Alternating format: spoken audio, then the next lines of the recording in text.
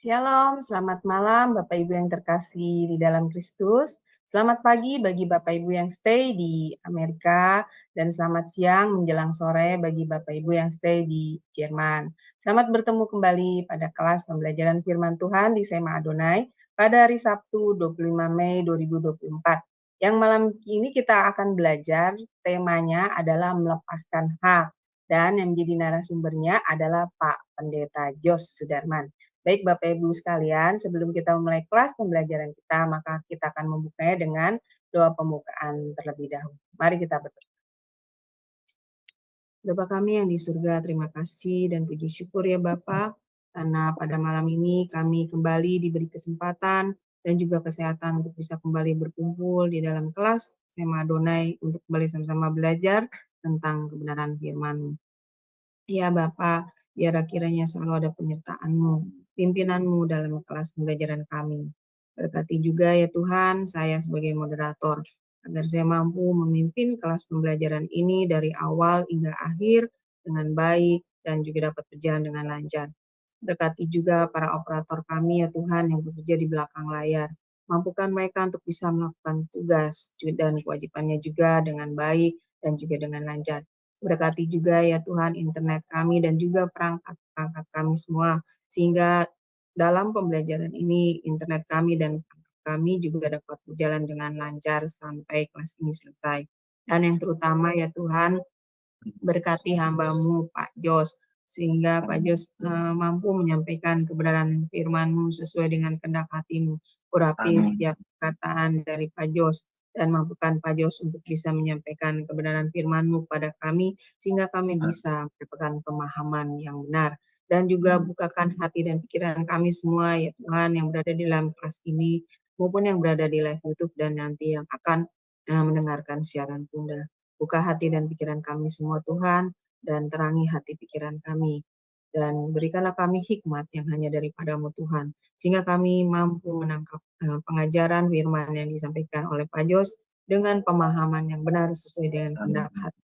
Dan juga Tuhan, kami serahkan kelas pembelajaran kami ini dari awal hingga akhir hanya di dalam tangan-Mu, dan biarlah kami patahkan segala kuasa kegelapan yang akan menghalangi kelas pembelajaran kami dalam nama Yesus. Doa ini kami panjatkan dalam satu nama, yaitu Tuhan Yesus Kristus, Juru Selamat kami yang hidup. Haleluya. Amin. Baik Bapak Ibu, sebelum kita mulai kelas pembelajaran kita akan melihat terlebih dahulu profil dari narasumber kita, yaitu Pak Pendeta Jos Sudarman. Dipersilakan operator.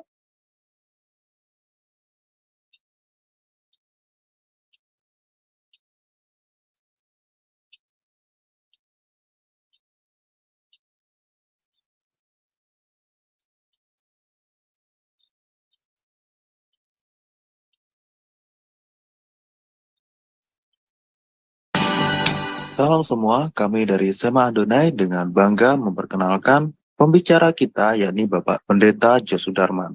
Dan berikut adalah profil singkat dari beliau. Terlahir dengan nama Jos Sudarman Lauwanto. Dilahirkan di kota Palembang pada tahun 1967. Terlahir dalam keluarga Kristen. Tahun 1983, beliau sudah terlibat dalam pelayanan kaum pemuda dan organisasi gereja di GMI, Gereja Metodis Indonesia di Palembang. Beliau menyelesaikan studi sarjana ekonomi di Universitas Tridinanti Palembang, meraih gelar Magister Teologi di STT Bethel Indonesia, STTBI Jakarta, dan menyelesaikan studi program doktoral serta meraih gelar Doktor Teologi di STT Kadesi Yogyakarta. Seiring itu menjadi pembicara pada interdenominasi gereja seperti di GPDI, GBI, GRJA, Full Gospel Fellowship, dan mengadakan seminar rohani di GSKI Yogyakarta. Sebagai tim pengembalaan di GSKI Kebun Jeruk Jakarta dan dosen tetap di STT Okumene Jakarta. Bekerja di beberapa perusahaan multinasional sejak tahun 1995 hingga tahun 2019 sebagai National Manager di bidang Sales Marketing. Beliau sudah berkeluarga sejak Desember tahun 1994 serta sudah dikaruniai satu orang anak tunggal yang sudah bekerja. Pengalaman dalam pelayanan. Mulai tahun 1999 hingga tahun 2002, sebagai wakil FE Family Altar di GPI Bandung, dari tahun 2008 hingga sekarang atau now, sebagai tim penggembalaan di GSKI Rehoboth Kebun Jeruk, Jakarta Barat. Terlibat dalam pendirian BPCO mulai dari awal hingga mundur pada bulan Mei 2023. Penulis buku Memahami 3 Pilar Pengajaran GSKI.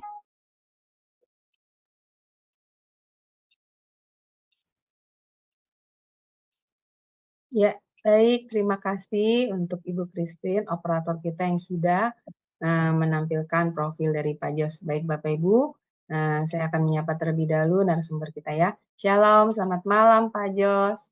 Shalom, selamat malam Bu Aling. Bagaimana Pak kabarnya? Semoga Puji luar biasa ya Pak. Puji Sehat Tuhan. selalu, amin. Amin, amin, amin. Udah lama ya Pak, baru ketemu lagi di pengajaran kelas Bapak. Iya. Baik Pak, saya akan menyerahkan waktu dan tempat kepada Pak Jos. Dipersilakan Pak. Ya. Terima kasih Bu Aling. Shalom Bapak Ibu Saudara terkasih dalam Tuhan, khususnya di channel Sema Adonai. Bersyukur malam ini saya dipercaya oleh Ibu Heni untuk menyampaikan kebenaran firman Tuhan. Adapun tema pada malam ini yang kita renungkan bersama adalah melepaskan hak. Melepaskan hak. Tentu Bapak Ibu, kita semua pasti tahu apa itu hak, ya. Kita pasti tahu apa itu hak. Nah, menurut Kamus Besar Bahasa Indonesia,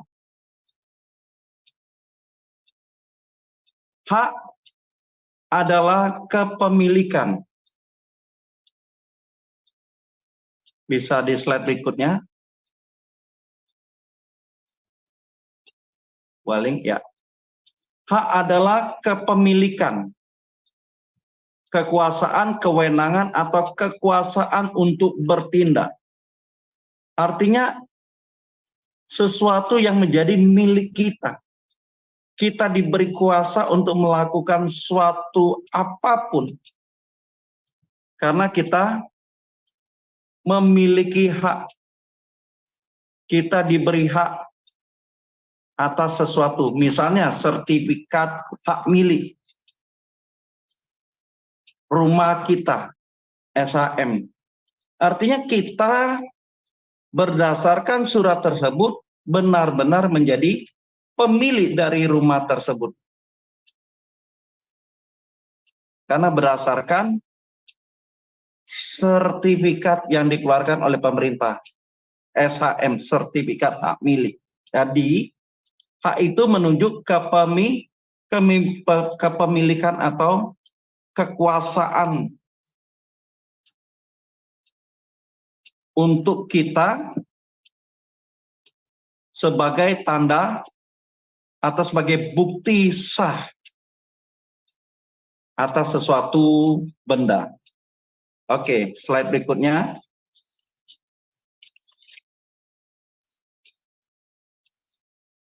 Nah, Bapak Ibu, apa pengertian dari melepaskan hak? Melepaskan hak adalah rela kita tidak menikmati apa yang menjadi bagian kita. Rela tidak menikmati apa yang menjadi bagian kita, atau dengan kata lain, rela melepaskan apa yang menjadi miliknya demi kepentingan kerajaan Allah. Rela, walaupun kita menjadi pemiliknya, tapi dengan kerelaan, dengan kesadaran kita melepaskan apa yang dimiliki kita demi kepentingan kerajaan Allah. Dan hal ini sudah dilakukan oleh Tuhan Yesus. Kalau dibaca Filipi 2 ayat yang ke-5 sampai yang ke-8, minta tolong Bu Aling, tolong bacakan. Filipi 2 ayat yang ke-5 sampai yang ke-8. Sebentar ya Pak. Saya Ya. buka dulu. Filipi 2. Ayat 5 sampai yang ke-8. Sebentar ya Pak.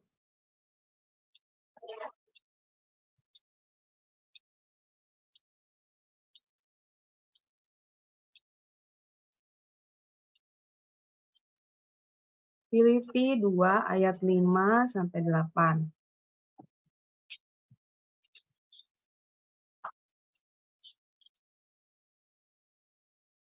Demikianlah firman Tuhan.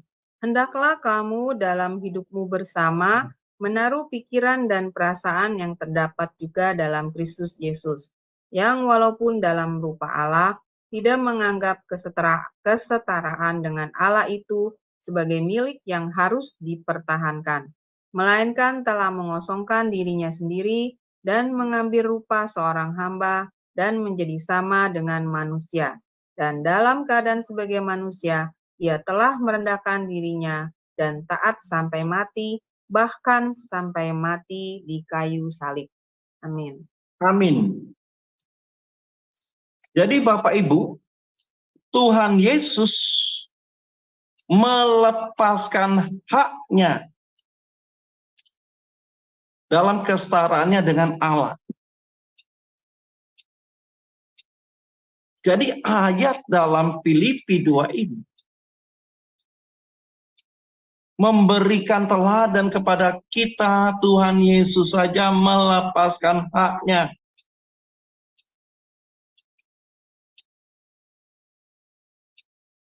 Demi siapa? Demi kita, demi manusia. Demi manusia yang berdosa. Dia rela melepaskan haknya dalam kesetaraannya dengan Allah.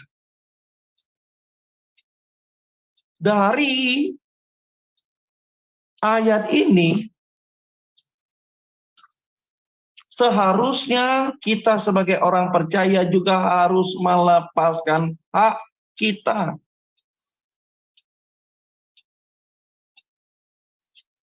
Kita sebagai orang percaya harus melepaskan hak kita. Tuhan Yesus saja melepaskan haknya demi dosa-dosa kita, demi menebus dosa-dosa kita. Kita juga harus melepaskan hak kita. Hak kita pergunakan untuk Tuhan, untuk kepentingan Tuhan. Seperti Tuhan Yesus demi pekerjaan Bapa, demi mengemban misi Allah Bapa, Tuhan Yesus melepaskan segala haknya. Dan ini menjadi contoh teladan bagi kita. Sehingga apa yang dilakukan oleh Tuhan Yesus melepaskan haknya. Dengan cara demikianlah Tuhan Yesus memuliakan Bapa di sorga dengan menyelesaikan tugas penyelamatan atas dosa-dosa manusia. Kita lepaskan. Tadi dikatakan kita dengan rela, dengan kesadaran kita rela melepaskan hak kita untuk Tuhan, untuk kepentingan Tuhan.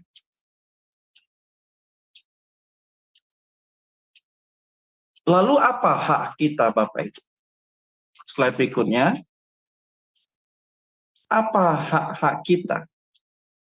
Hak-hak kita antara lain adalah hak untuk dihormati dan disanjung, dipuji. Bukankah kita ada merasa memiliki hak seperti itu, apalagi kita memiliki kekuasaan, apalagi kita memiliki kekuatan. apalagi kita memiliki kekayaan dan sebagainya, sehingga kita merasa memiliki hak untuk dihormati dan disanjung. Apalagi hak hidup wajar menurut dunia, apalagi dengan kita memiliki segala harta materi dan sebagainya. Sudah kaya, memiliki status sosial yang tinggi, memiliki kewenangan, memiliki kekuasaan. Wah, Bapak Ibu, kayaknya untuk layak hidup menurut dunia, kayaknya hak kita gitu. Hak menuruti keinginan sendiri. Kita memuaskan hawa nafsu kita karena kita memiliki segala sesuatu. Memiliki materi dan sebagainya. Kita mau memuaskan keinginan-keinginan diri kita sendiri. Hak untuk menikmati milik kita sendiri. Kita mau pakai sesuka-suka kita. Kita menggunakan milik kita sesuka-suka kita. Lalu kita mau diperlakukan dengan adil. Apalagi kita memiliki kekuasaan. Wah, Bapak Ibu, kayaknya keadilan itu kita yang tentukan, milik kita, dan sebagainya. Bapak Ibu, kalau kita merenungkan, sebenarnya setiap kita sebagai orang percaya, mengaku orang percaya, dengan kesadaran, kerelaan, karena kita sudah ditebus oleh Tuhan Yesus. Kita sudah ditebus oleh darahnya dengan kematian di kayu salib. Sesungguhnya kita tidak memiliki hak hidup lagi. Kenapa? Karena kita sudah dimiliki oleh Tuhan Yesus. Karena kita sudah ditebus oleh Tuhan Yesus. Jadi sesungguhnya kepemilikan hidup kita, dimiliki oleh Tuhan. Bukan diri kita sendiri. Nah, orang yang menyadari hal ini, orang yang menyadari bahwa dia sudah kehilangan hak, maka orang tersebut dapat melayani Tuhan dengan benar, dengan tulus. Dia melayani Tuhan itu dengan benar dan tulus. Tidak ada keinginan-keinginan yang tadi saya sebut, diperlakukan untuk terhormat, disanjung, dipuji, apalagi dimuliakan. Nggak ada lagi. Kenapa? Karena kepemilikan hidupnya, apa yang dilakukannya, apa yang dikerjakannya, semuanya bagi kepentingan Tuhan. Orang yang seperti ini,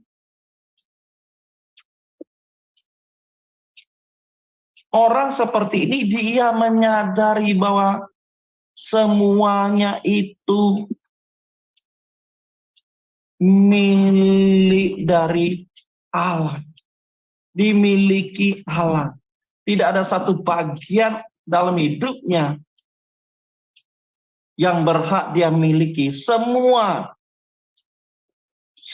dalam hidupnya dimiliki Allah. Kepemilikan hidupnya dimiliki Allah.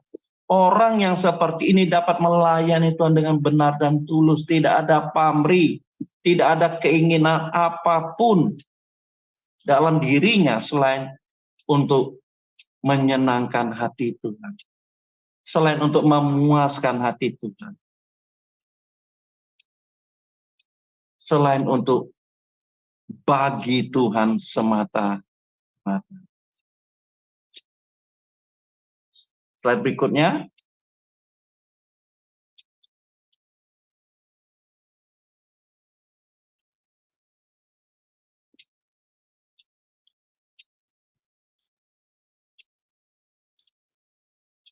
Jadi Bapak Ibu, karena kita menyadari bahwa kita ini sudah ditebus, sehingga kita dimiliki oleh Tuhan. Segenap hidup kita dimiliki oleh Tuhan. Ya, dibaca 1 Korintus 6 ayat 19 sampai 20. 1 Korintus 6 ayat 19 sampai 20. Iya, sebentar ya Pak. Ya. Sebentar.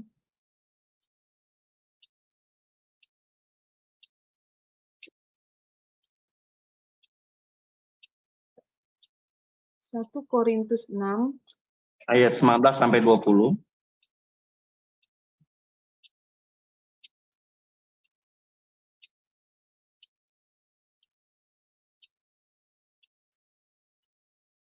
Satu Korintus 6 ayat 19 sampai dengan 20, demikianlah firman Tuhan.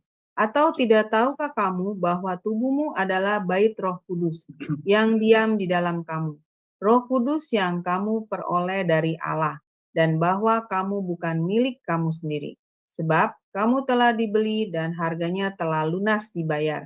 Karena itu, muliakanlah Allah dengan tubuhmu. Amin. Amin.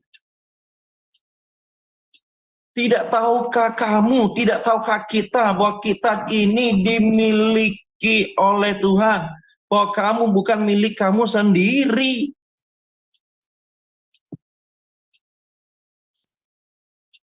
Sebab kamu telah dibeli dan harganya telah lunas dibayar di kayu salib dengan darahnya yang tidak bercela dan tidak bernoda. Dengan darahnya yang suci, dengan darahnya yang tidak bercela itu, kita sudah ditebus dan lunas dibayar. Artinya apa? Kita ini adalah hambanya, kita ini adalah budaknya, menjadi umat tebusan. Kepemilikan hidup kita bukan kita lagi, tetapi sudah dimiliki oleh Tuhan. Jadi kita orang yang ditebus telah kehilangan segala hak hidup kita sendiri. Sama seperti budak yang telah dibeli oleh tuannya, si budak tidak lagi berhak atas dirinya sendiri. Jadi melepaskan hak dapat berarti tidak lagi berkuasa mengatur dirinya sendiri. Tidak lagi berkuasa mengatur dirinya sendiri, tetapi tuannya yang memilikinya lah yang mengatur kehidupannya. Tetapi berapa banyak orang percaya yang menyadari hal ini? Berapa banyak orang Kristen menyadari hal ini bahwa dia bukan lagi pemilik hidupnya sendiri? Berapa banyak Bapak Ibu? Nah, ini kita pertanyakan kepada diri kita sendiri, Bapak Ibu. Implikasinya apa? Dalam setiap kehidupan kita,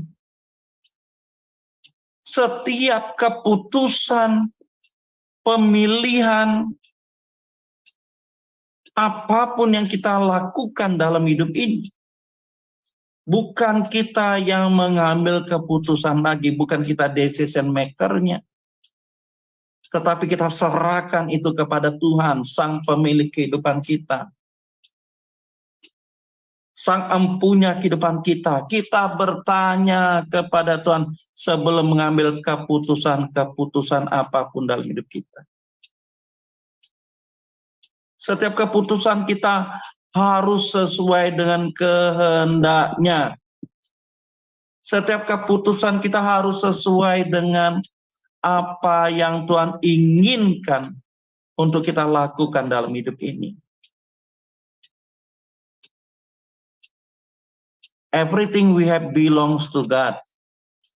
Apapun yang kita miliki semua miliknya Tuhan. Tidak ada satu bagian pun dalam diri kita yang berhak kita miliki. Tetapi miris Bapak Ibu, miris sekali bahwa orang Kristen kebanyakan masih memiliki dirinya sendiri. Setiap keputusan dia diambil berdasarkan keputusannya sendiri. Berdasarkan pertimbangannya sendiri, tidak berdasarkan pertimbangan Tuhan. Tidak bertanya dulu kepada Tuhan, tidak berdoa dulu sebelum mengambil keputusan-keputusan. Apakah setiap keputusan yang kita ambil itu menyenangkan hati Tuhan atau tidak? Membahagiakan Tuhan atau tidak?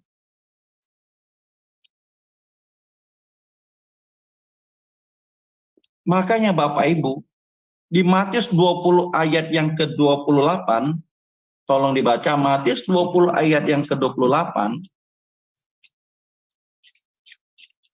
Ya, sebentar Pak. Ya. Matius 20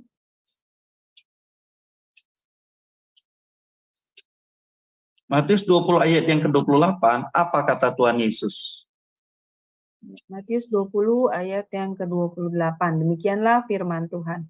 Sama seperti anak manusia, datang bukan untuk dilayani, melainkan untuk melayani dan untuk memberikan nyawanya menjadi tebusan bagi banyak orang. Amin.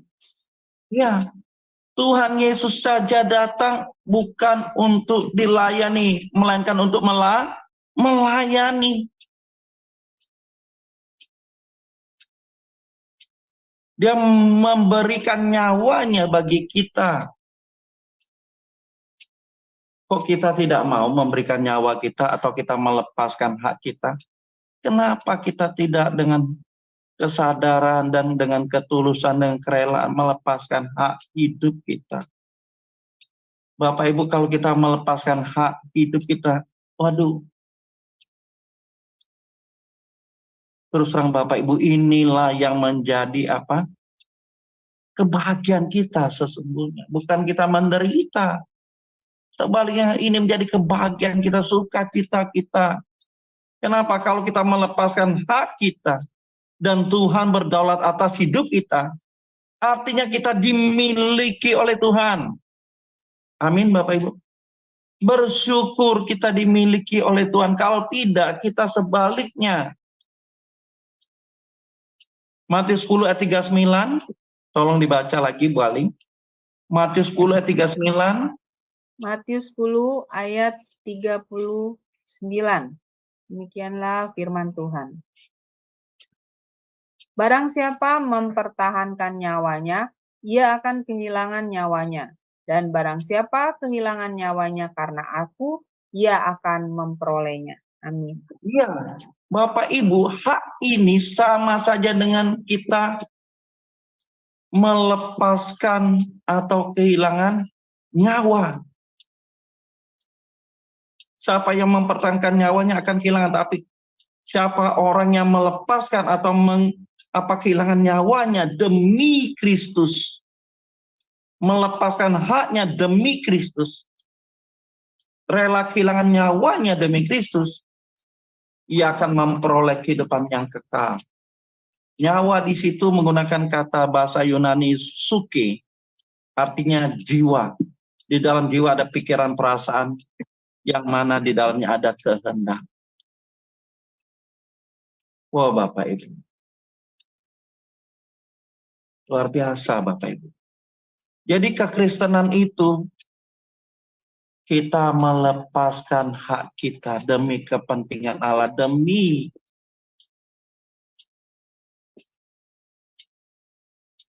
kehendak Allah, supaya kita dipimpin oleh Roh Kudus. Kalau kita masih menggenggam, mempertahankan hak atau nyawa kita, maka pasti Tuhan Yesus, maka pasti Roh Kudus tidak tinggal dalam diri kita. Kenapa? Karena kita masih mau hidup dalam kedagingan kita. Kita tidak rela dipimpin olehnya.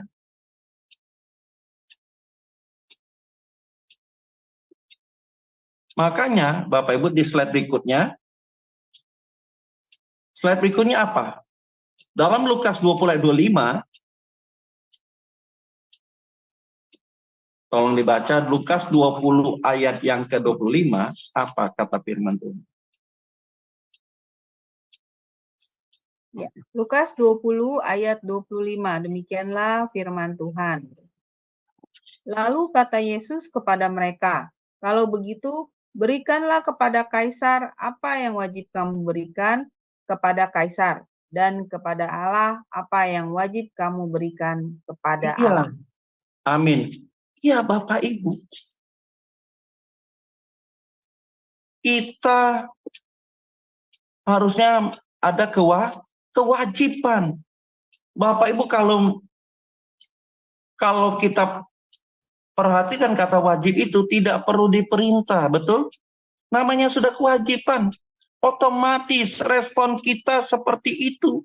Tidak perlu diperintah, disuruh-suruh, tidak perlu diminta-minta. Otomatis. Itu yang harus kita lakukan. Firman Tuhan katakan apa tadi? Kalau begitu berikanlah kepada Kaisar apa yang wajib kamu berikan kepada Kaisar, dan kepada Allah apa yang wajib kamu berikan kepada Allah. Sekarang apa yang wajib kita berikan kepada Allah? Hidup kita, Bapak Ibu. Kepemilikan hidup kita ini. Maka kata berikanlah itu dalam bahasa Yunani menggunakan kata apidodomi. Apididomi. Apodidomi. Apodidomi.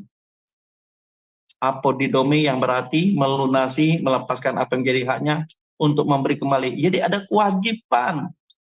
Wajib. Tetapi mirisnya apa? Tuhan datang kepada milik kepunyaannya. Tuhan datang kepada kita sebagai umat ciptaannya.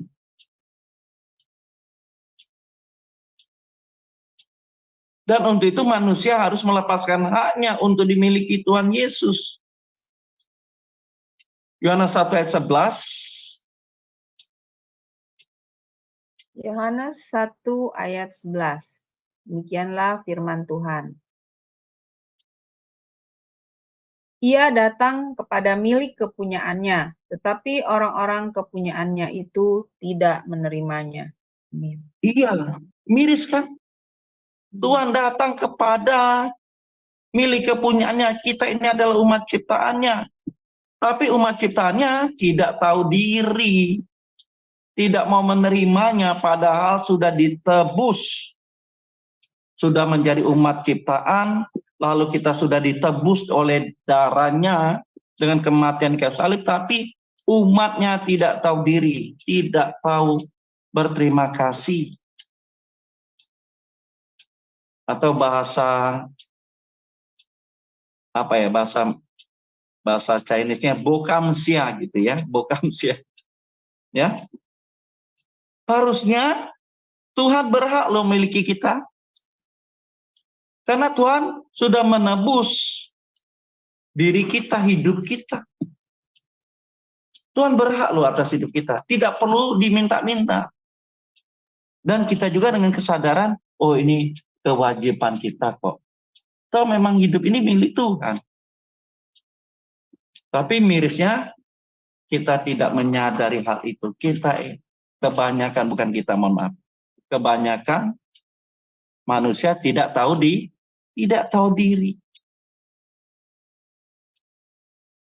Kiranya kita sudah belajar kebenaran malam ini, kita sudah mulai, Bapak Ibu, kita mulai berjuang, melepaskan segala sesuatu dalam hidup kita dan kita persembahkan bagi Dia yang memang berhak memiliki kita. Amin, Bapak Ibu. Oke, slide berikutnya. Nah, kita melihat keteladanan Tuhan Yesus. Di mana Tuhan Yesus memberikan teladan loh. Dalam peragam lepaskan hak, di mana dia mencuci kaki muridnya. Wah, luar biasa Bapak Ibu. Ya. Dibaca Yohanes 13 ayat 5. Yohanes 13 ayat 5. Demikianlah firman Tuhan. Kemudian ia menuangkan air ke dalam sebuah basi dan mulai membasuh kaki murid-muridnya, lalu menyekannya dengan kain yang terikat pada pinggangnya itu. Amin. Ya, 12 sampai 14. Yohanes 12 ayat 14. Yohanes 13 Demikianlah tetap Yohanes Yohanes 13 tapi ayat 12 sampai 14. Ya, Yohanes 13 ayat 12 sampai 14. Demikianlah firman Tuhan. Sesudah ia membasuh kaki mereka, ia mengenakan pakaiannya dan kembali ke tempatnya. Lalu ia berkata kepada mereka, "Mengertikah kamu apa yang telah kuperbuat kepadamu? Kamu menyebut aku guru dan Tuhan, dan katamu itu tepat, sebab memang akulah guru dan Tuhan. Jadi, jikalau aku membasuh kakimu, aku yang adalah Tuhan dan gurumu, maka kamu pun wajib saling membasuh kakimu." Amin. Amin. Bapak Ibu, Tuhan Yesus sebagai Tuhan, majikan agung, guru agung, rabi, mencuci kaki murid-muridnya. Ini arti menunjukkan keteladanan, kerendahan hati dalam peragaan melepaskan haknya.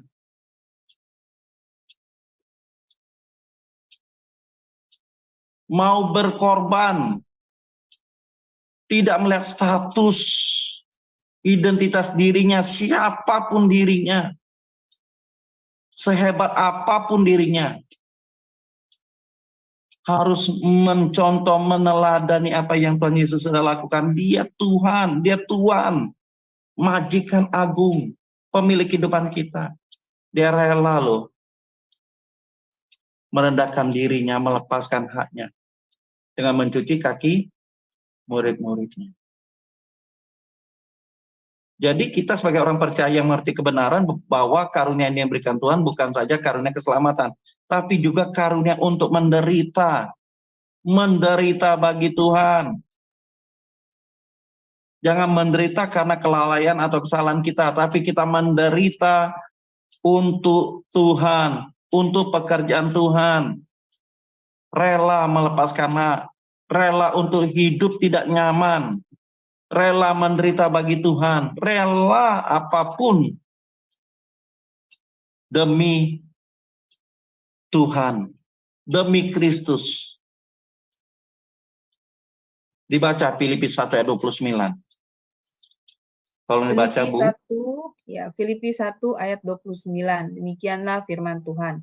Sebab kepada kamu dikaruniakan bukan saja untuk percaya kepada Kristus, melainkan juga untuk menderita untuk Dia. Amin. Amin. Nah, mau nggak kita menderita bagi Tuhan? Rasul Paulus saja mau loh menderita, rela menderita. Demi apa? Demi pelayanan, demi Kristus, dia rela menderita. Dan kita tahu Bapak Ibu, bagaimana menderitanya Rasul Paulus demi memberitakan Injil. Jadi Bapak Ibu, menderita bagi Tuhan artinya orang percaya mengambil bagian dalam pekerjaan Tuhan. Tentu orang-orang seperti ini sudah kehilangan hak, melepaskan haknya. Tidak ada kepentingan apapun. Tidak mencari sesuatu, mengagungkan dirinya. Tapi semua dipersembahkan bagi Tuhan, demi pekerjaan Tuhan. Nah, orang dipercaya, diperkenankan untuk memikirkan pekerjaan Tuhan. Orang yang menderita bagi Tuhan adalah orang yang dipercaya, orang percaya yang diperkenankan untuk memikirkan pekerjaan Tuhan. Dan terlibat di dalamnya. Dan syaratnya ia harus rela melepaskan semua haknya.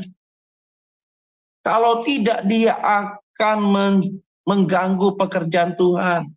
Dia akan menghambat pekerjaan Tuhan, bahkan dia merusak pekerjaan Tuhan. Kalau dia belum melepaskan hak, ia akan menjadi batu sandungan, bukan menjadi saluran berkat. Maka jangan heran Bapak Ibu, kalau dalam satu pelayanan organisasi, komunitas, ada orang-orang tertentu yang mencari hidup. mempertahankan haknya. Nah, orang-orang seperti ini mengganggu pekerjaan Tuhan, bahkan merusak pekerjaan Tuhan. Jadi jangan heran ada suatu organisasi gereja, komunitas terpecah. Ada perselisihan, ada keributan. Kenapa? Masih ada kepentingan, keinginan diri sendiri. Belum memiliki karunia untuk menderita bagi pekerjaan Tuhan. Atau karunia untuk menderita bagi Tuhan. Masih menggenggam haknya. Tidak mau melepaskan haknya. Masih mau mempertahankan haknya. Oke, selanjutnya. Slide selanjutnya.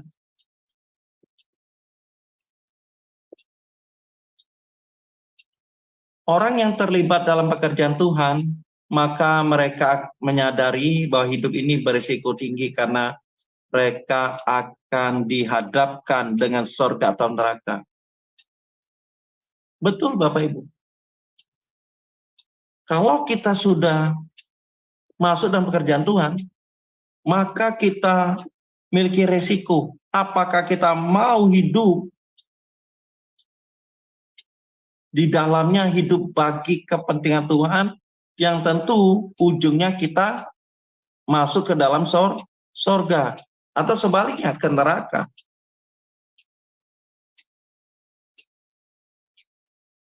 Orang yang memikirkan pekerjaan Tuhan, orang yang berjuang supaya jangan orang-orang di sekitarnya itu binasa dan akhirnya masuk neraka, dia rela kehilangan segala haknya demi keselamatan jiwa orang lain, demi keselamatan orang lain.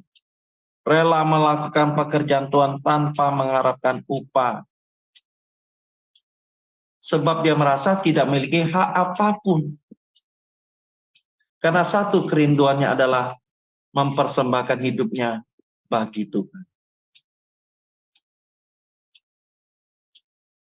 Dia mau mempersembahkan hidupnya bagi Tuhan.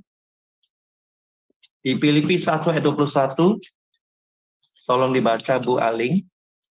Filipi 1 ayat 21, demikianlah firman Tuhan.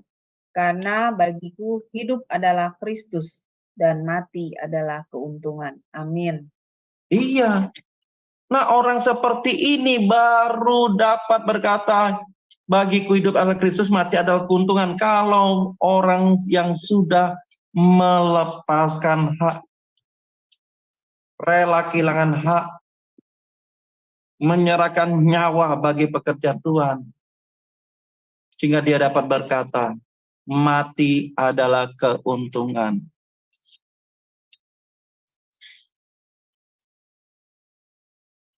Kalau tidak Bapak Ibu, maka kematian menjadi menakutkan.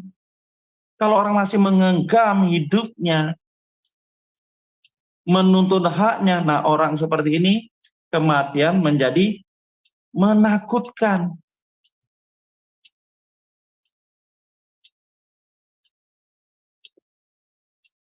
Luar biasa ya Bapak Ibu ya.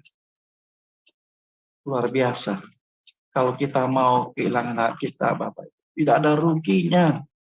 Dari awal saya katakan, tidak ada ruginya. Malahan kita harusnya bersyukur, berterima kasih kalau kita dimiliki oleh Tuhan. Tapi syaratnya kita harus melepaskan hak ini untuk Tuhan kendalikan hidup kita. Kepemilikan hidup kita bukan kita lagi, tapi Allah yang berdaulat atas hidup.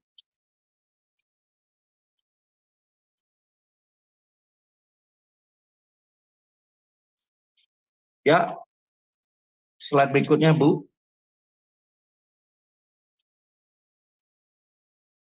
Nah, keteladanan Tuhan Yesus lagi saat Tuhan Yesus disalibkan. Dia rela melepaskan kesenangan, kepentingannya demi memenuhi misi atau kehendak Allah Bapa. Saat sebelum Tuhan Yesus ditangkap, Tuhan Yesus berdoa di Taman Getsemani, apa yang dikatakan Tuhan Yesus? Dia menyerahkan segala sesuatu itu kepada Bapa. Bukan kehendakku yang jadi, tapi kehendakmu yang jadi. Tuhan Yesus saja melepaskan hak hidupnya. Bukan kehendakku yang jadi, tapi kehendakmu, kehendak Bapa yang jadi. Wow, Bapak Ibu. Tuhan Yesus saja melepaskan haknya. Nah, apakah kita masih mau? Apa kita mau kekeh, bersikeras, mempertahankan hak-hak kita? Padahal kita tahu kita ini umat tebusan, umat ciptaannya. Aduh Bapak Ibu, kadang kita ya, maka saya bilang, ada perkataan saya, kita ini kadang kurang ajar, tidak tahu diri, bukan sia, tidak tahu bersyukur loh. Nah, kalau kita sudah mendengar kebenaran ini, implikasinya adalah mari dengan kerelaan kita, dengan kesadaran kita, Tuhan, aku mau menyerahkan segala sesuatu dalam hidupku untuk Engkau miliki. Karena memang Engkau yang berhak atas hidupku, bukan aku lagi.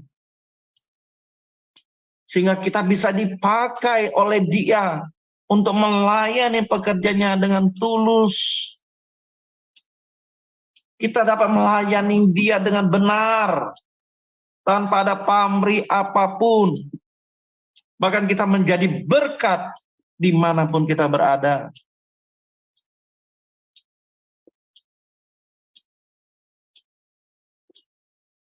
Yang untung siapa Bapak Ibu kalau kita melepaskan? Yang untung siapa? Diri kita loh.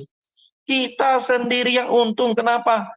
Kita menjadi teman sekerja dari Allah, kawan sekerja dari Allah. Kita dipakainya dengan luar biasa kalau kita sudah mau melepaskan hak kita bagi Tuhan. Yang untung kita Bapak Ibu. Yang untung kita. Nggak ada untungnya Tuhan. Yang untung kita. Sehingga Tuhan bertata dalam hidup kita.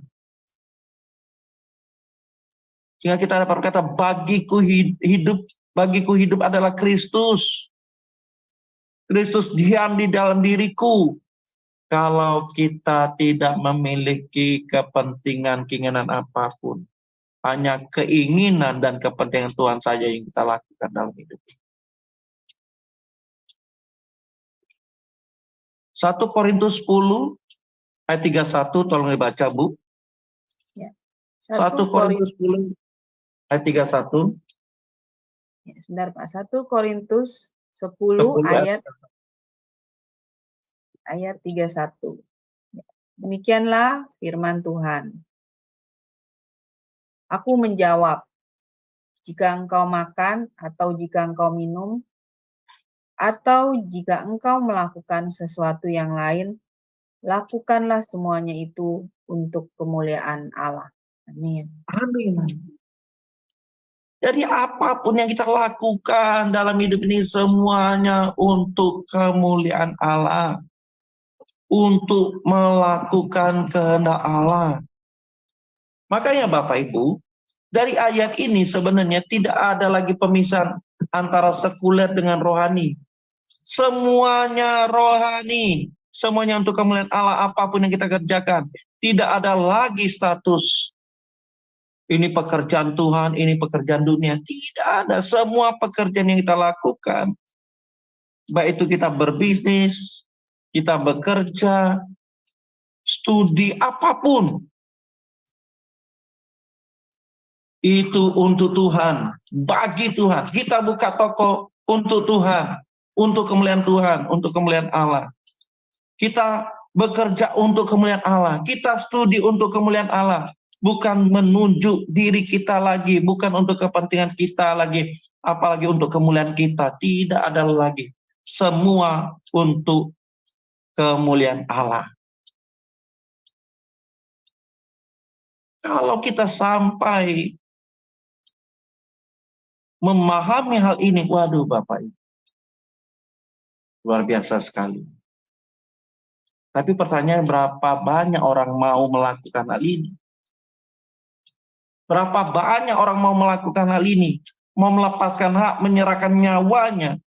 Padahal firman Tuhan tadi kita baca, kalau kita melepaskan hak kita, menyerahkan nyawa kita demi Kristus, kita akan memperoleh kehidupan, yaitu bersama dengan Kristus di kerajaan surga.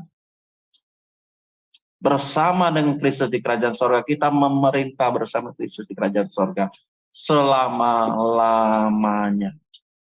Jadi hidup kita yang sementara ini, hidup kita 70-80 tahun di dunia ini, kita serahkan hak kita. Dan percayalah Bapak Ibu, kalau kita melakukan itu, kita kekal bersama dengan Kristus. Memerintah bersama Kristus di kerajaan surga.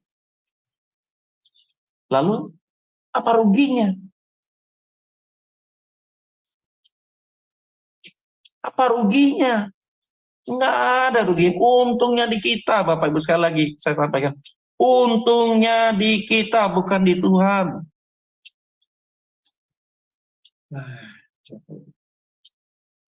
Oke, slide berikutnya.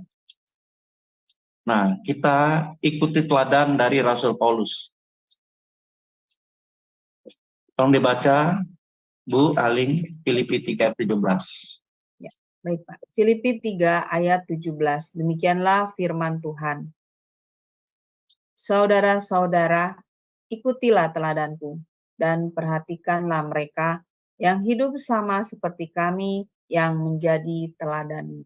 Amin. Bapak Ibu, Rasul Paulus mengikuti teladan dari Tuhan Yesus. Lalu kepada murid-muridnya, kepada pengikutnya, dia katakan, ikutlah teladan dirinya. Sebagaimana dirinya mengikuti teladan Tuhan Yesus. Dibaca lagi Bu Aling, Kisah Para Rasul 20 ayat 19. Kisah Para Rasul 20 ayat 19 sampai 24. Demikianlah firman Tuhan. Dengan segala rendah hati, aku melayani Tuhan dalam pelayanan itu, aku banyak mencucurkan air mata dan banyak mengalami pencobaan dari pihak orang Yahudi yang mau membunuh aku. Sungguh pun demikian, aku tidak pernah melalaikan apa yang berguna bagi kamu. Semua kuberikan dan kuajarkan kepada kamu, baik di muka umum maupun dalam perkumpulan-perkumpulan di rumah kamu. Aku senantiasa bersaksi kepada orang-orang Yahudi dan orang-orang Yunani, supaya mereka bertobat kepada Allah dan percaya kepada Tuhan kita Yesus Kristus. Tetapi sekarang, sebagai tawanan roh, aku pergi ke Yerusalem dan aku tidak tahu apa yang akan terjadi atas diriku di situ. Selain daripada yang dinyatakan Roh Kudus dari kota ke kota kepadaku, bahwa penjara dan sengsara menunggu aku. Tetapi aku tidak menghiraukan nyawaku sedikit pun. Asal saja aku dapat mencapai garis akhir dan menyelesaikan pelayanan yang ditugaskan oleh Tuhan Yesus kepadaku untuk memberi kesaksian tentang Injil kasih karunia Allah. Amin. Ya, 33 sampai 34, Bu. Ya, demikianlah 33. firman. Ya, demikianlah firman Tuhan. Perak atau emas atau pakaian tidak pernah aku ingini dari siapapun juga. Kamu sendiri tahu bahwa dengan tanganku sendiri aku telah bekerja untuk memenuhi keperluanku dan keperluan kawan-kawan seperjalananku. Amin. Ya, luar biasa teladan dari Rasul Paulus, Bapak. Dia rela menderita demi pekerjaan Tuhan. rela menderita demi Injil disampaikan kepada semua umat yang dilayaninya. Dia tidak hitung-hitungan dalam melayani pekerjaan. Tidak hitung-hitungan Bapak Ibu, dia korbankan dirinya. Dia tidak ambil sesuatu dari pelayanannya. Dikatakan apa? Dia bekerja demi hidupnya, demi menghidupi dirinya. Jadi pola hidup seperti Rasul Paulus inilah menjadi standar pelayanan pemimpin rohani atau gembala yang benar, yang mengacu kepada pelayanan Tuhan Yesus. Tidak ada kepentingan, tidak ada pamrih, tidak meminta imbalan apapun. Baginya adalah kehormatan melayani Tuhan. Baginya anugerah yang terbesar melayani pekerjaan Tuhan. Pelayanan yang tidak memikirkan kesenangan pribadi lagi. Tapi bagaimana dia melayani untuk kesenangan Tuhan Yesus.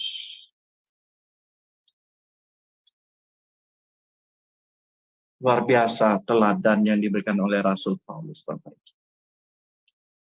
Ya, kiranya pola pelayanan Rasul Paulus ini menjadi pola pelayanan gereja-gereja di masa sekarang ini. Tetapi Bapak Ibu bisa melihat bagaimana pelayanan-pelayanan di gereja. Apakah masih atau meneladani apa yang Rasul Paulus lakukan? Kita bisa melihat dengan mata kepala sendiri apa yang terjadi dalam gereja-gereja. Oke. Slide berikutnya. Inilah menjadi tantangan dalam era postmodern sekarang ini, yaitu apa? Konsumerisme yang semakin tidak terbatas dan tidak terkendali. Konsumerisme yang tidak terbatas dan tidak terkendali yang dikenal dengan affluenza. Affluenza yaitu suatu kondisi yang mengejar harta atau materialisme sampai tingkat ekstrim. Ini pengaruh media sosial yang berdampak pada kehidupan seseorang yang tertarik atau terpikat dan terikat dengan produk-produk yang ditawarkan, dengan brand-brand tertentu, merek-merek tertentu. Bahkan apa? Kecenderungan untuk ingin miliki apa yang dimiliki orang lain. Ada kecemburuan. Kalau sampai dia tidak memiliki apa yang seperti orang lain miliki, padahal dia tidak melihat dirinya sendiri, tidak melihat kemampuannya diri sendiri. Artinya orang seperti ini tidak dapat membedakan mana kebutuhan, mana keinginan. Tidak bisa membedakan lagi mana kebutuhan, mana keinginan. Dia puaskan nafsu dagingnya. Dia puaskan hawa nafsu duniawinya demi kenyamanan, demi memuaskan keinginan-keinginan dagingnya.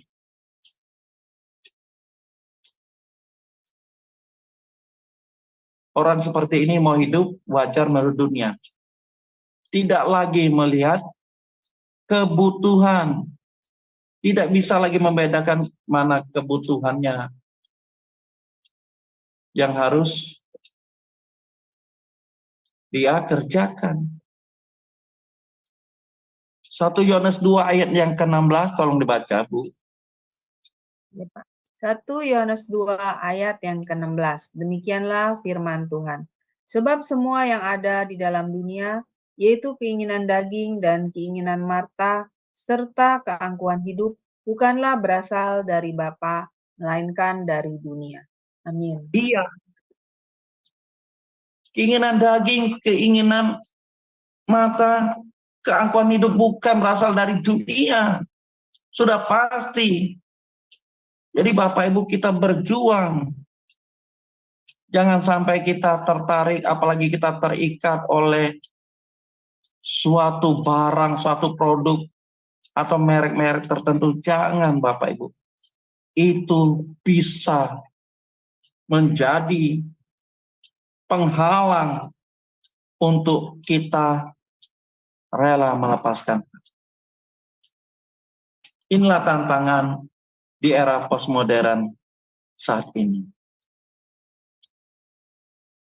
Beranikah kita melawan hal itu? Beranikah kita berkata tidak terhadap hal-hal yang tidak sesuai dengan kehendak Allah? Berani kita menderita bagi Tuhan? Beranikah kita menderita bagi kehendak Tuhan? Di ayat Matius 8 ayat 20, slide berikutnya Bu, kita baca Matius 8 20.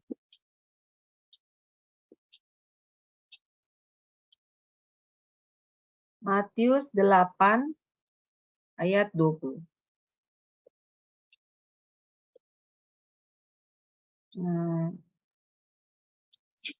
Demikianlah firman Tuhan. Yesus berkata kepadanya, serigala mempunyai liang dan burung mempunyai sarang, tetapi anak manusia tidak mempunyai tempat untuk meletakkan kepalanya. Amin. Ya. Tuhan Yesus saja tidak punya tempat untuk meletakkan kepala.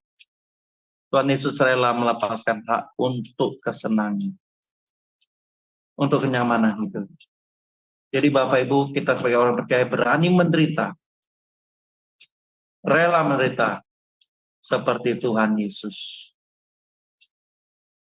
Roma 8 ayat 17. Ya, Roma 8 ayat 17. Demikianlah firman Tuhan.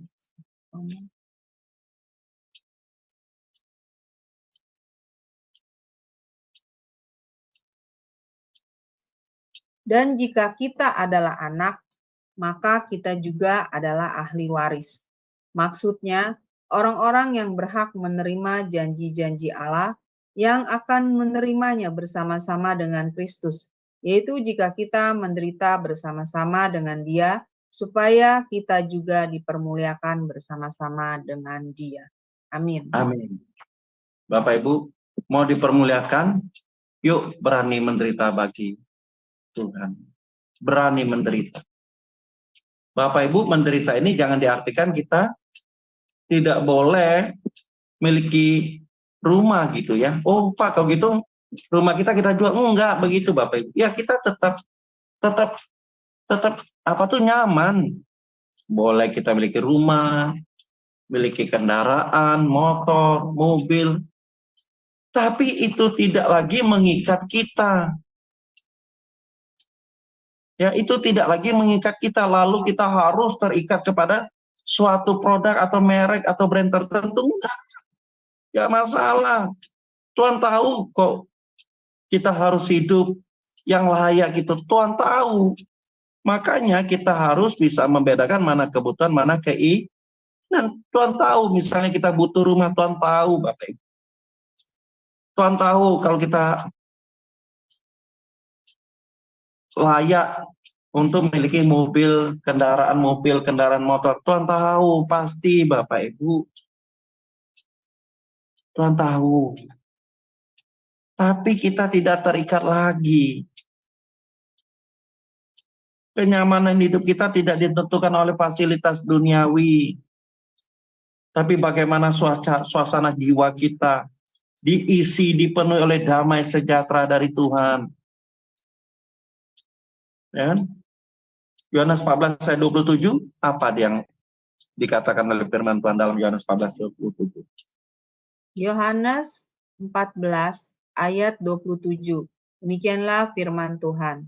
Damai sejahtera kutinggalkan bagimu. Damai sejahteraku kuberikan kepadamu. Dan apa yang kuberikan tidak seperti yang diberikan oleh dunia kepadamu. Janganlah Iya. gelisah dan gentar hatimu. Amin. Amin. Damai sejahtera Tuhan beda dengan damai sejahtera diberikan oleh dunia. Dunia sementara. Kedamaian diberikan oleh dunia itu sementara. Tapi kalau damai sejahtera dari Tuhan, kekal selama-lamanya.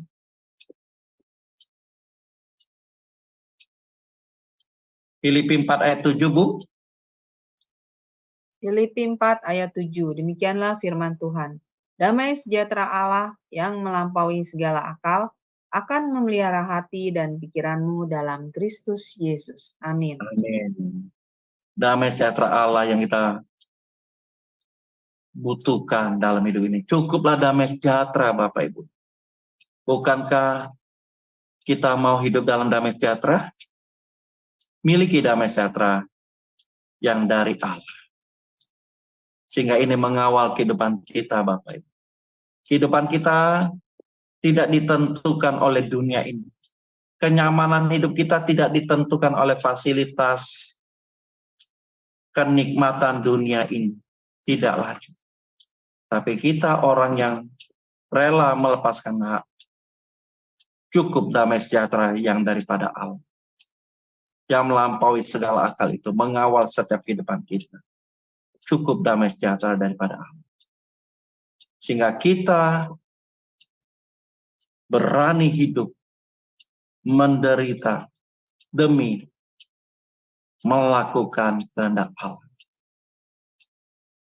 Slide berikutnya Bapak Ibu, ini tinggal 2 slide lagi, Jadi keagungan seperti Tuhan Yesus inilah yang harus kita miliki. Keagungan seperti Tuhan Yesus inilah yang harus kita miliki, yaitu kita melepaskan hak untuk melakukan kehendak Bapa.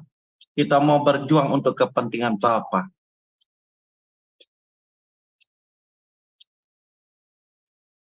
Kiranya Tuhan memampukan orang-orang yang mau berjuang seperti Tuhan Yesus, yang mau melepaskan haknya. Tuhan memberikan kekuatan bagi kita yang mau berjuang seperti Tuhan Yesus, mau melakukan kehendak Bapa, berjuang untuk kepentingan Bapa. Dan inilah sesungguhnya kekristenan kita, yaitu bagaimana perjalanan hidup ini adalah perjalanan hidup kehilangan hak, atau kehidupan yang melepaskan segala haknya untuk Tuhan, untuk kepentingan Tuhan. Orang yang seperti ini layak, dilayakkan bersama-sama dengan Kristus sampai di kekekalan. Kiranya pelajaran malam ini menjadi berkat bagi kita dan kita terus berdoa kepada Tuhan agar Roh Kudus menolong, memampukan kita untuk berjuang melepaskan hak dalam hidup ini. Sehingga Tuhan memiliki kita. Sehingga Tuhan menjadi sumber kebahagiaan kita. Amin. Tuhan Yesus memberkati.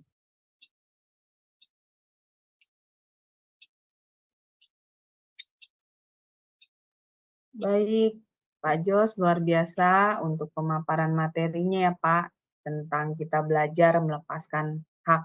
Baik, sebelum kita masuk kepada sesi tanya jawab dan diskusi, maka saya akan terlebih dahulu membacakan acara Sema Adonai ke depannya ya Bapak Ibu.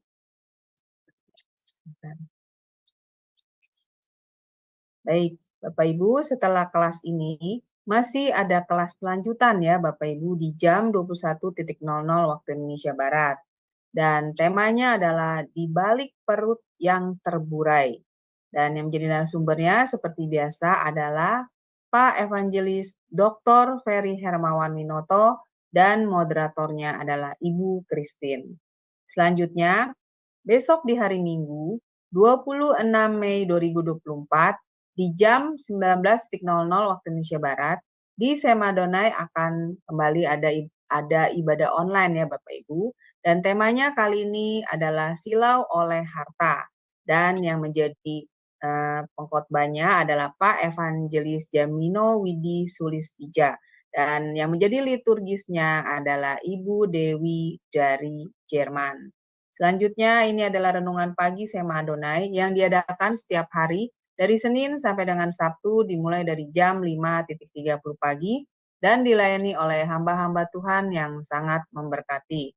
Jadi Bapak Ibu sekalian, untuk renungan pagi Sema Adonai, kemudian untuk renungan pagi dari Bapak Gembala kami sendiri yaitu Pak Pendeta Daniel Palungan yang diadakan setiap hari Jumat 1 kali dalam seminggu dan juga ibadah online Sema Adonai, hanya Bapak Ibu dapat ikuti di channel Cahaya Firman saja. Jadi tidak di-live-kan di channel-channel yang lain ya Bapak Ibu. Oleh karena itu, bagi Bapak Ibu yang belum mensubscribe channel baru kami yaitu channel Cahaya Firman, harap tolong subscribe channel YouTube baru kami sehingga Bapak Ibu bisa mengikuti keseluruhan acara-acara Sema Adonai terutama yang tidak di-live-kan di channel-channel lain. Dan juga tolong bantu share ya Bapak Ibu kepada yang lain, sehingga semakin banyak orang yang juga bisa mengikuti keseluruhan acara-acara Sema Adonai. Dan dengan begitu Bapak Ibu telah membantu channel kami, channel Cahaya Firman, untuk menjadi lebih berkembang dan menjadi berkat lagi bagi banyak orang. Terima kasih Bapak Ibu atas perhatiannya. Sekarang kita akan masuk pada sesi tanya jawab dan diskusi. Dan bagi Bapak Ibu yang ingin bertanya, harap present terlebih dahulu ya, sehingga operator kami akan membuka mic daripada Bapak Ibu sekalian. Baik Pak Jos, luar biasa ya Pak, kita belajar tentang materi melepaskan hak ini. Sebenarnya kalau bicara tentang melepaskan hak ya Pak Jos, ini bukan hanya dalam bidang pelayanan ya Pak, pekerjaan Tuhan, tapi juga dalam hal pekerjaan kita di dunia nyata ya Pak, dan juga hubungan kita dengan sesama. Benar tidak Pak Jos? Ya, betul Bu Ya, Alin. ya. Jadi kalau dalam pelayanan kita kan harus mempunyai tujuan motivasi yang benar ya Pak Jos.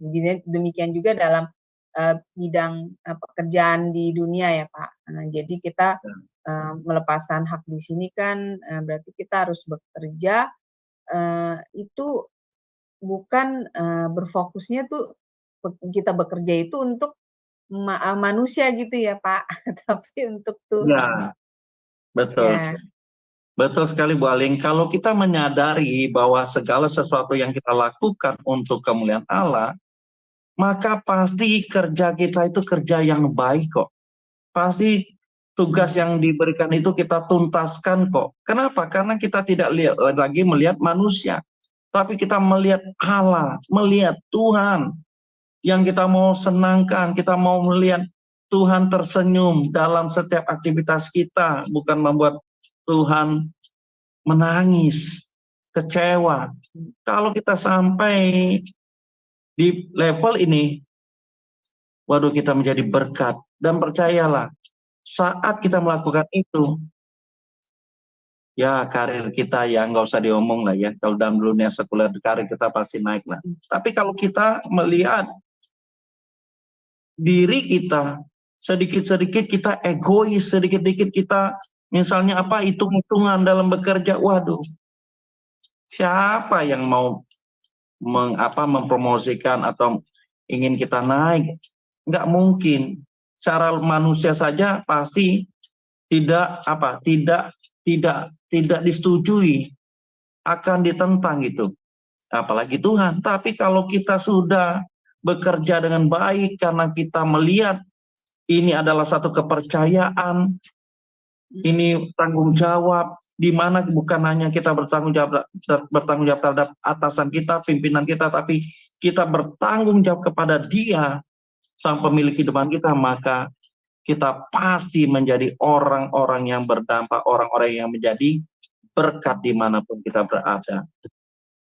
Betul ya Pak. Itu Bu Aling.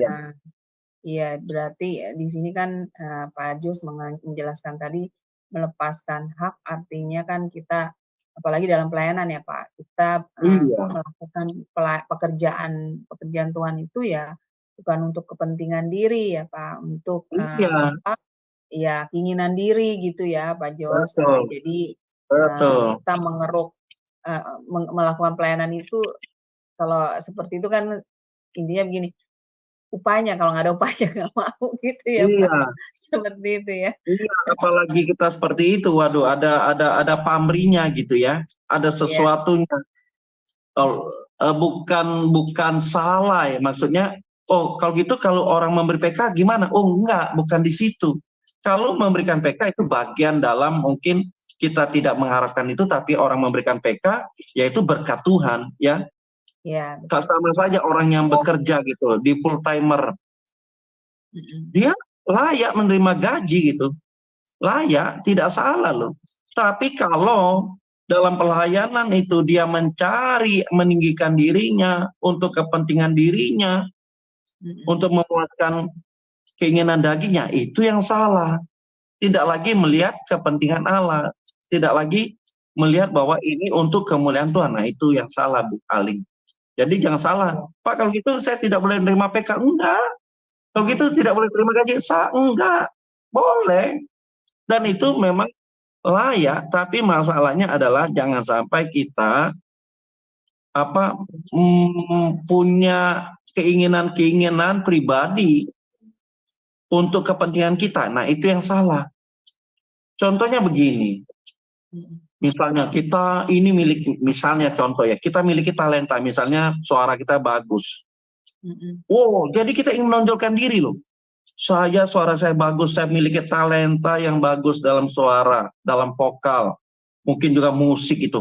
Lalu saya harus dipakai dalam pelayanan itu, dan harganya harus ada sesuai, tarifnya ada loh. Nah, ini yang salah, kita sudah pasang tarif, lalu kita ingin pamer, kita mau show off, kita mau tunjukkan kepintaran kita, kepandaian kita.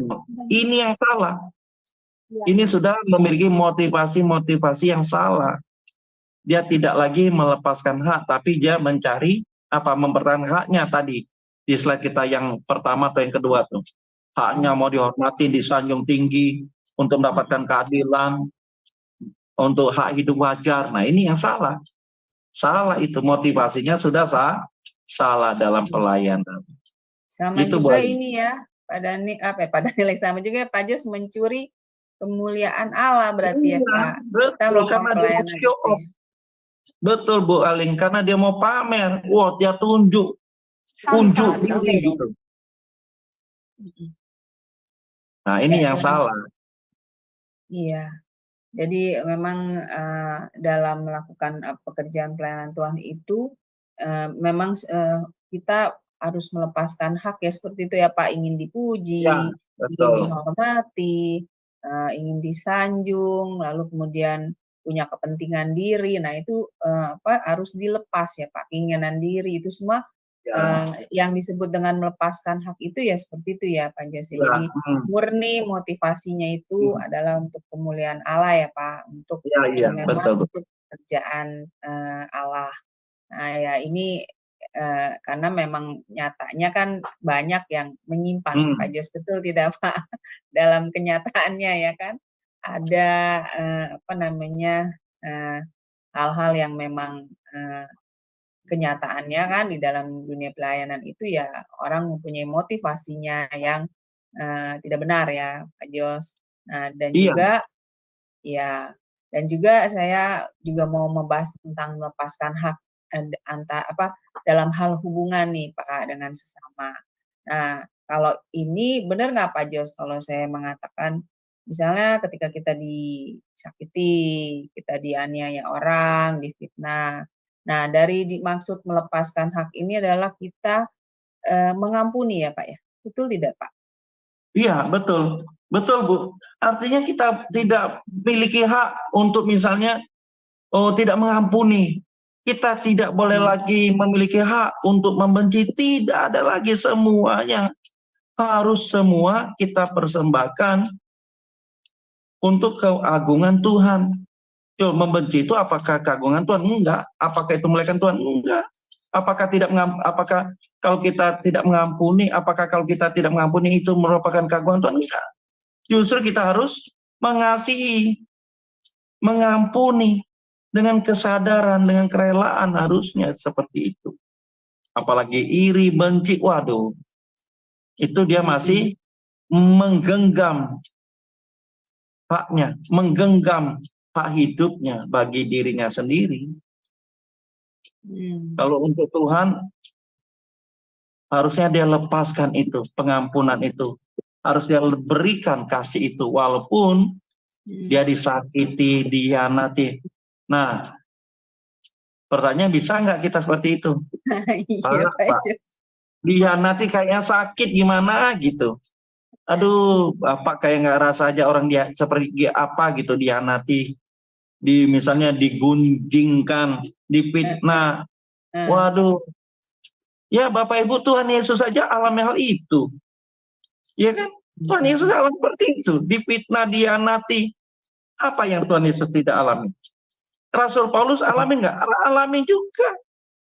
Dia dihianati, dibenci loh, dia mengabarkan berita Injil, tapi dia mau dibunuh oleh saudaranya sendiri, oleh orang-orang Yahudi saudaranya loh.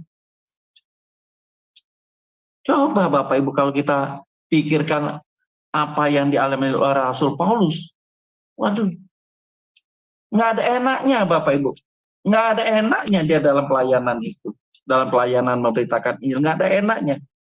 Tapi dia tidak undur, bahkan maju terus memberitakan Injil. Kenapa? Dia sudah melepaskan hak, berani menderita bagi pekerjaan, berani menderita bagi Kristus. Kenapa? Saat dia berani menderita, rela menderita bagi Tuhan, itu bagaikan apa? Bagaikan dia akan mendapatkan mahkota. Dia berupaya untuk mendapatkan mahkota. Makanya dia tidak melihat penderitaan yang dialaminya. Dia melihat mahkota yang akan diterimanya, mahkota kemuliaan yang dari Tuhan. Itu. Jadi kalau kita melayani, tidak ada motivasi yang tidak benar, ya kan?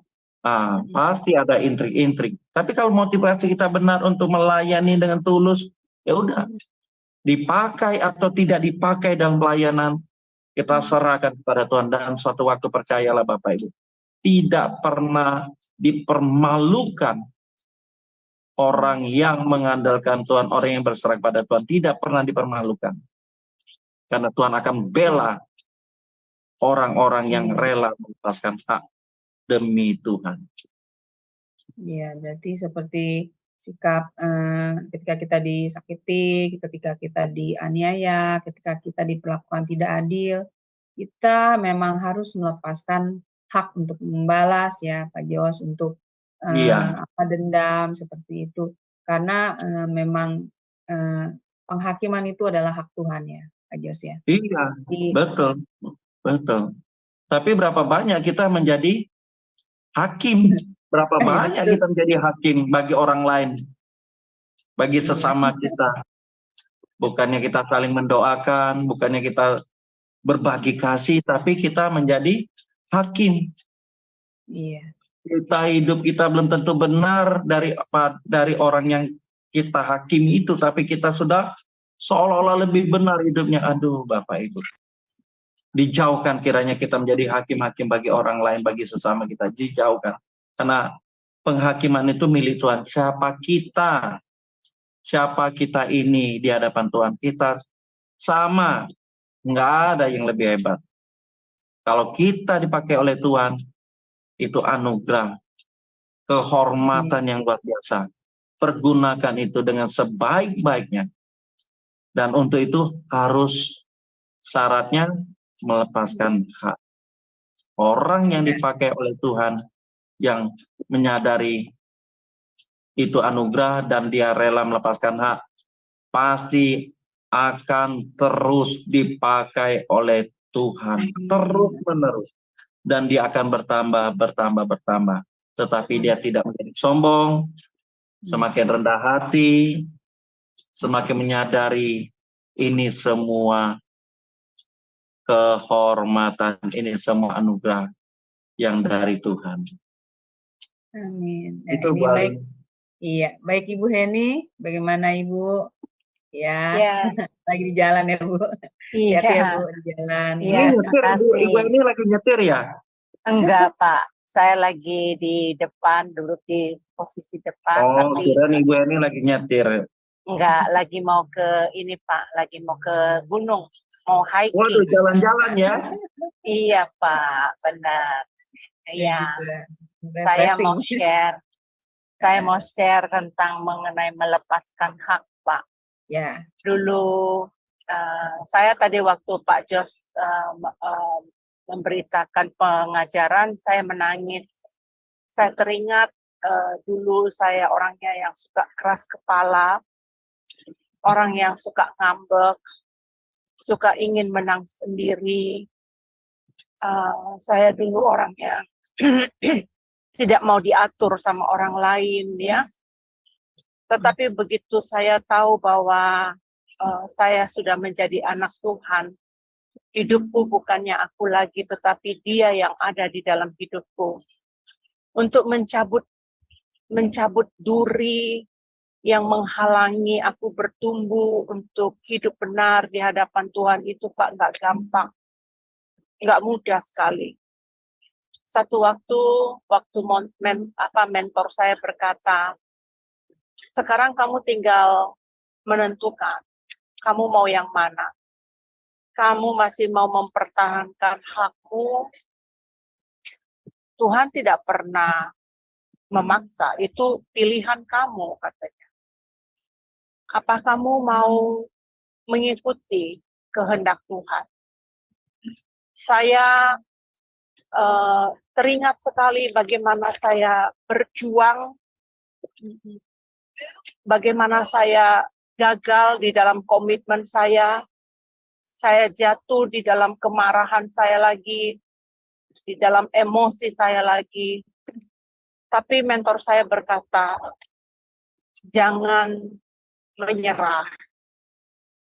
Seorang prajurit Allah, sama seperti prajurit-prajurit yang ada di dunia ini.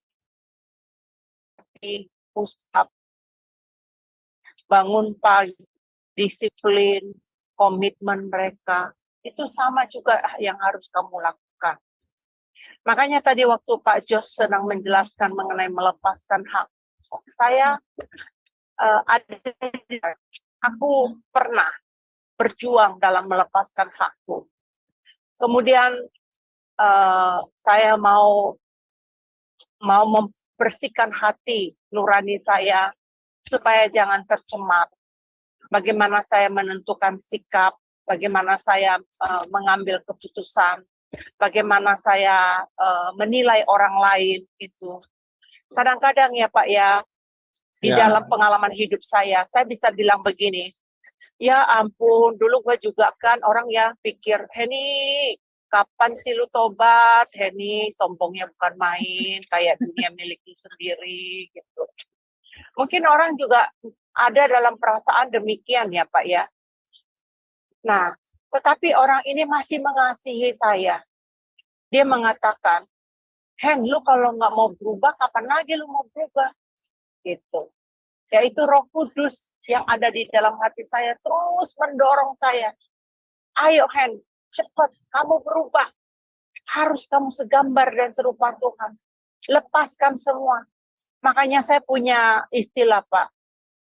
Semenjak saya ikut Tuhan, semenjak saya komitmen ya, maksudnya ikut Tuhan udah lama, kemudian ambil komitmen mau betul-betul melepaskan hak itu hidup seperti udah di penjara Pak. Di penjara nggak bisa melakukan ini, nggak bisa melakukan itu. Nah itu yang saya alami. Jadi saya pikir juga saya nggak mau kalah sama iblis. Tadi Pak Jos katakan, jangan hitung-hitungan bekerja sama Tuhan. Kalau memang ini kamu bisa lakukan, lakukan. Aku lakukan. Bisa sampai saat ini mungkin ya teamwork bisa merasakan bagaimana kerja keras saya. Kalau jam 11, jam 12 siang atau jam 1 siang buat mereka, sama saya jam 12 malam di sini saya masih kirim thumbnail di grup. Berarti kan mereka tahu kalau saya masih bekerja, masih membuat tugas saya supaya saya selesai. Karena apa, Pak Jos? Saya tahu ada upah besar saya menanti-nanti di sorga. Saya ingin hubungan relationship saya dengan Papa baik sekali. Nah, kebetulan Pak Jo, saya punya pengalaman hidup semenjak kecil. Saya anak kesayangan Papa. Saya disayang sama Papa saya. Kenapa saya sangat sayang sama Papa saya? Karena saya rajin membantu Papa. Kecil-kecil Pak Jo, saya sudah datang ke toko, nyusun itu emas, bentuk gelang yang kecil ke gede, rantai disusun, itu semuanya saya rapikan. Nanti kalau pulang, saya rapikan lagi ke safety box, gitu. Terus saya umur 11 tahun sudah bisa nyetir, saya antar papanya ke toko, pulang juga saya jemput kalau pulang sekolah, gitu ya. Nah, aku bukan karena mau disayang papa begitu, tapi ya karena aku lihat kalau kita menjadi anak yang baik, pasti papa sayang sama kita. Nah, aku juga merasakan bahwa begitu juga kepada Tuhan. Aku mau disayang sama Tuhan. Aku mau dianggap menjadi anak spesial Tuhan. Makanya aku harus melepaskan. Jadi kalau ada di antara kita yang mendengarkan ini, lepaskan hak itu. Kita bukan lagi hidup kita lagi, tetapi Dia yang ada dalam kita. Kita bersyukur hari ini Pak Jos memberikan firman ini, melepaskan hak. Itu aja sih Pak Jos yang bisa saya sampaikan. Tuhan Yesus memberkati. Amin. Terima kasih Bu Heni untuk sharingnya yang luar biasa. Ya, bagaimana Pak Jos tanggapannya? Ya, ini kisah hidup dari Bu Heni menjadi contoh pengalaman hidup yang nyata ya. Ya Bapak Ibu ya, kalau kita lakukan yang baik, ya kepada orang tua, kepada siapapun pasti orang itu senang gitu ya. Lakukan yang baik kepada orang tua, apa yang disenangi orang tua kita lakukan, waduh, orang tua senang. Nah sekarang Bapak Ibu, kalau kita lakukan segala sesuatu untuk menyenangkan hati Bapa di sorga, aduh Bapak Ibu, bukankah itu satu anugerah? Bukankah itu satu sukacita yang besar bagi kita? Aduh, tidak bisa diungkapkan dengan kata-kata. Ungkapan sukacita, ungkapan kebahagiaan itu kalau kita dapat menyenangkan hati Bapa di surga, menyenangkan hati Tuhan kita. Luar biasa Bapak Ibu, bukan hanya di bumi ini yang kita terima, tapi sampai di kekekalan. Ingat Bapak Ibu, hidup kita ini terbatas. Ada durasi waktu yang membatasi usia kita di bumi ini. Sekarang ini yang mendengarkan firman Tuhan, tadi kesaksian dari Bu Heni, Bu Aling, yuk kita berjuang. Nggak ada ruginya. Untungnya di kita kalau kita melepaskan hak untuk Tuhan. Artinya kita menyerahkan hidup kita, dipimpin oleh Tuhan, dituntun oleh Tuhan, dikendalikan oleh Tuhan. Sehingga kita dapat berkata, apa, hidupku bukan aku lagi, tapi Kristus yang ada dalamku. Orang seperti ini adalah orang yang rela melepaskan hak, kehilangan nyawa. Dan ingat Bapak Ibu, kalau kita kehilangan nyawa, atau kita melepaskan hak bagi Kristus, kita bersama-sama dengan Dia di kerajaan surga nanti. Bapak Ibu saudara kasih, inilah yang harus kita lakukan. Perjuangan kita harus kehilangan hak, sehingga kita dapat dimiliki oleh Tuhan. Kalau kita menggenggam hak kita, menggenggam hidup kita untuk diri kita. Tidak bisa Allah memiliki kita. Tidak bisa Allah memiliki kita. Kenapa? Karena kita yang menggenggam hak itu. Karena kita menggenggam hidup kita. Karena Allah mau dengan kerelaan, kesadaran untuk melepaskan hak itu untuk Dia kendalikan. Itu Bu Aling. Terima kasih Bu Aling. Baik, dan apakah ini juga benar Pak Jos? Kenapa Tuhan menginginkan kita melepaskan hak kita? Itu juga dikarenakan untuk memang tadi Pak Jos bilang benar ya, untuk keuntungan diri kita sendiri. Karena dengan kita belajar menderita, mau melepaskan hak kita, maka kita akan hidup dalam damai sejahtera dan sukacita Tuhan ya Kak. Iya, betul Bu Aling. Makanya kalau orang sudah memiliki damai sejahtera Allah, waduh, itu apapun yang dialami ya sudah. Dia tidak melihat lagi dari kacamatanya sendiri, tidak melihat lagi dari pandangan sendiri, tapi dia melihat apa yang dipandang oleh Tuhan berdasarkan pertimbangan Tuhan, berdasarkan dari pemikiran Tuhan, kehendak Tuhan saja. Jadi orangnya apa sih? Apa ya, legowo lah, easy going lah, apalah, nggak ada apa-apa gitu. Dalam hidup ini semua milik Tuhan. Semuanya dimiliki Tuhan. Jadi dia tenang gitu, bebas. Nggak ada apa ya, nggak ada kebencian, nggak ada iri hati, dengki, permusuhan, perselisihan. Orangnya apa? Damai sejahtera, sukacita. Nah orang seperti ini, orang senang bergaul, tapi kalau sebaliknya orangnya iri hati, benci, sirik, sedikit-dikit ingin pamer lah, sudah dijauhi orang seperti ini. Orang nggak suka berteman sama dia. Tapi sebaliknya, waduh, orang yang melepaskan hak, waduh, ditunggu. Kalau dia tidak hadir, dicari-cari loh, mana si ini? Nggak hadir. Aduh, kenapa nggak hadir ya? Aduh, kita tunggu dia, kita cari dia kemana dia. Tapi sebaliknya kalau orang yang sedikit-dikit pamer, sedikit-dikit show, males orang. Udah jangan undang dia deh. Bisa ribut, akan terjadi pertengkaran. Sudah. Rese dia sing. Kalau orang seperti itu udah. Aduh, orang manusia aja sudah nggak suka, apalagi Tuhan gitu ya. Betul. Gitu paling. Iya, luar biasa pemaparan malam ini.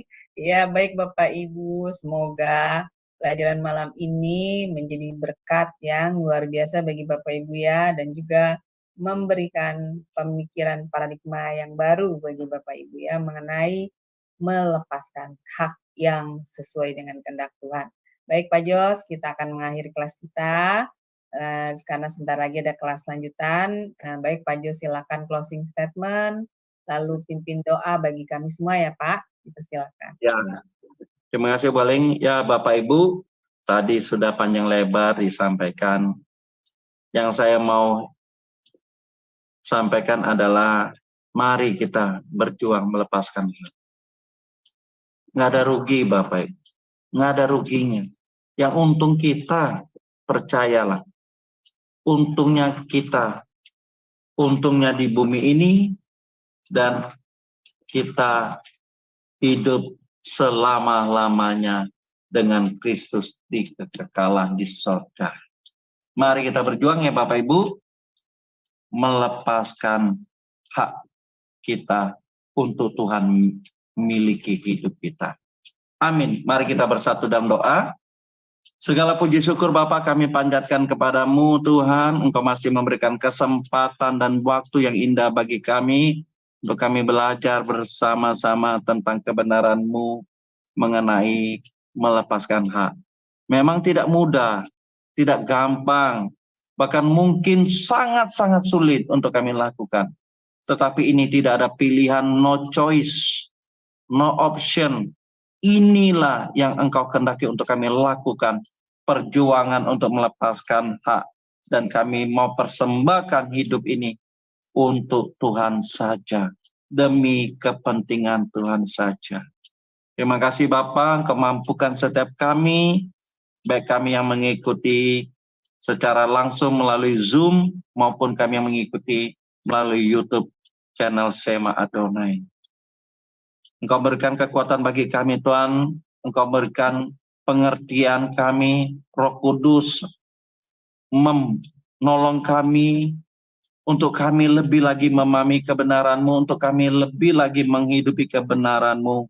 Apapun jadi pergumulan kami Tuhan, kalaupun kami mengalami sakit, kelemahan, dan sebagainya, kami percaya Roh Kudus menolong, menghibur, memberikan kekuatan bagi kami. Tuhan terus hadir dalam kehidupan kami. Segala peristiwa yang ada kami alami, itu merupakan sekolah kehidupan untuk membentuk karakter kami, sehingga karakter kami seperti karakter Tuhan Yesus. Engkau berkati Tuhan yang melayani malam ini, dimulai dari Ibu Heni, Ibu Aling, dan teman-teman yang terlibat dalam pelayanan di Sema Adonai. Apapun jadi pergumulan mereka, Tuhanlah jawaban, Tuhanlah memberikan kekuatan, Tuhan memberkati apapun yang mereka lakukan, kerjakan, setiap usaha yang mereka lakukan. Semuanya pasti Tuhan memberkati, menyertai kehidupan mereka. Terima kasih Bapak, dan juga channel Sema Adonai berkati Tuhan, yang sudah menjadi berkat bagi banyak orang di mana-mana pun berada, di negara manapun Sema Adonai berada, dapat ditangkap siaran ini, channel ini Tuhan, acara ini kami percaya pasti memberkati banyak orang dimanapun berada. Terima kasih Bapa, terima kasih Tuhan Yesus. Kami akan berpisah Tuhan, dan sebentar juga akan ada ibadah atau pendalaman Alkitab di jam 9. Kau berkati juga hamba-Mu yang akan menyampaikan kebenaran-Mu. Terima kasih Bapa. Sebelum kami berpisah Tuhan, kami mau menerima berkat yang daripada-Mu. Mari kekasih-kasih Tuhan, angkatlah kedua belah tangan kita, dan terimalah berkat yang daripada Allah Bapa di sorga, dan dari Tuhan Yesus Kristus, Gembala Agung dan Juru Selamat kita, dalam persekutuan dengan Roh Kudus menyertai kita, memberkati kita, mulai malam ini sampai selama-lamanya. Setiap kita yang percaya dan mau menjadi berkat, kita katakan, amin.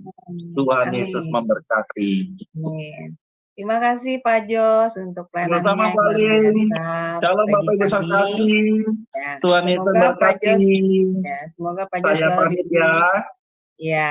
Ya, terima kasih Pak Jos, Tuhan berkati.